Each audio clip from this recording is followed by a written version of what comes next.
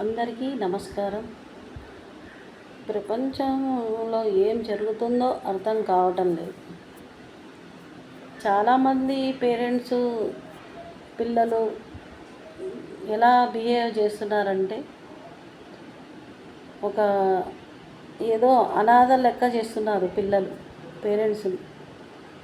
అది చాలా కష్టంగా, అది మంచిగా అనిపించడం లేదు.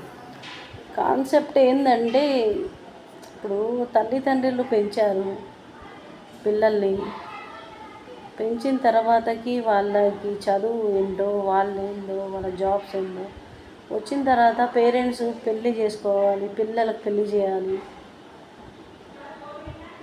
అనేసి వాళ్ళు ఆలోచించి అంతా మంచిగా చేస్తారు. కానీ పిల్లలు ఎందుకు, ఆడపిల్లలు కానీ మగపిల్లలు కానీ ఇలా తల్లిదండ్రులను వదిలేసి ఇలా చేస్తున్నారు?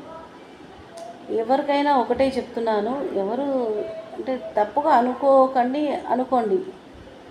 కానీ ఒకటి ఏంటంటే, తల్లి పోతే తల్లి రాదు.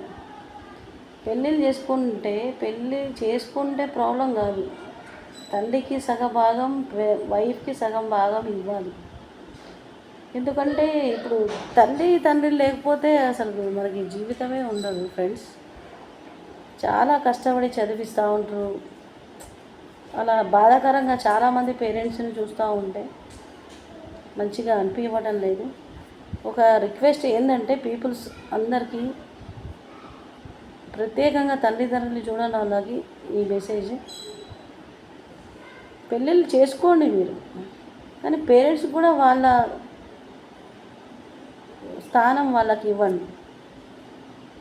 ఇలా వైఫ్ రాగానే తల్లిదండ్రులను వదిలిపెట్టి అది మంచి పద్ధతి కాదేమో అనిపిస్తుంది. ఇది చాలా బాధాకరంగా ఉంది నాకు. ఎందుకంటే అసలుకి పెళ్ళి కాగానే తల్లిదండ్రులను ఎలా మర్చిపోతారు? How is the possible? చాలా దుఃఖంగా ఉంది. దయచేసి అందరూ తల్లికి ఇచ్చే స్థానం తల్లికి ఇవ్వండి, వైఫ్కి ఇచ్చే స్థానం వైఫ్కి ఇవ్వండి.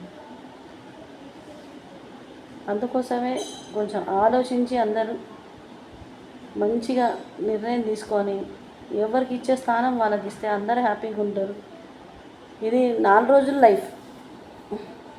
ఇక్కడ ఎవరు శాశ్వతం కాదు. పైకి వెళ్ళి మళ్ళీ దేవుడికి సమాధానం చెప్పుకునేది ఉంటుంది. అదొకటి ఆలోచించండి. నమస్తే, వణక్కం, అస్సలాము అలైకుం.